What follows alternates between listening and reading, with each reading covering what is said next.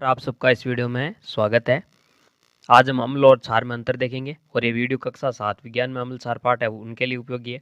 कक्षा 10 में भी दे रखा है विज्ञान, उनके लिए भी अंतर उपयोगी परीक्षा में आ सकता है। और 11th केमिस्ट्री के अंदर भी अम्ल क्षार वाला टॉपिक दे रखा है, 7वां पार्ट है। पहले 7वां था, एक डिलीट हो गया शायद, इसलिए 6ठा होगा इस बार। साम्य अवस्था पाठ है, वहाँ पर अम्ल क्षार आते हैं, तो उनके लिए उपयोगी है। या फिर आप कोई अन्य एग्जाम की तैयारी कर रहे हैं तो वहाँ भी अम्ल क्षार का अंतर आपको पता होना चाहिए। तो इसमें अंतर देखते हैं, काफ़ी मोस्ट है। तो इसके अंदर पहला पॉइंट दे रखा है, मैंने यहाँ पर लेता हूँ पहला पॉइंट। बात करते हैं क्या है, स्वाद। अम्ल का स्वाद क्या होगा, क्षार का स्वाद क्या होगा, इसकी चर्चा करते हैं। तो अम्ल का स्वाद खट्टा होता है, ये पता होना चाहिए। खट्टा लिख रखा है, आप डिटेल में लिख सकते हैं, इतना भी लिख सकते हैं, कोई बड़ी बात नहीं है। ठीक है ना, एग्जाम टाइम चल रहा होगा आपका, आप जल्दी जल्दी याद करने के लिए, नोट्स बनाने के लिए छोटे से ही रहेंगे। अम्ल का स्वाद खट्टा होता है, जबकि क्षार का स्वाद कड़वा होता है।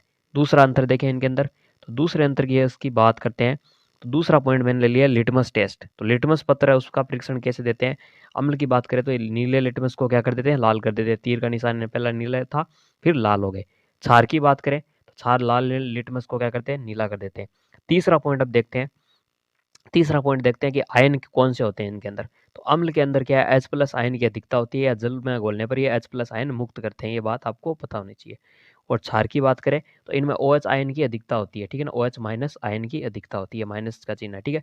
H प्लस और OH माइनस मिलकर दोनों क्या है, फिर जल बना लेते हैं, ठीक है। उस प्रक्रिया को कहते हैं उदासीनीकरण।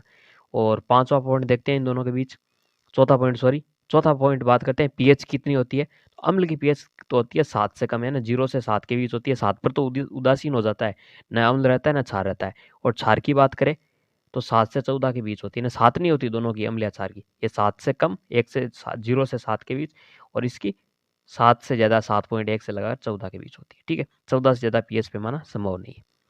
अगला पॉइंट देखते हैं, पांचवा पॉइंट है इनकी क्षमता क्या होती है। तो अम्लों की क्षमता है, ये क्षार को उदासीन करने की इनके अंदर क्षमता होती है ना। क्षार के साथ क्रिया करके उनको उदासीन कर सकते हैं, कौन, अम्ल।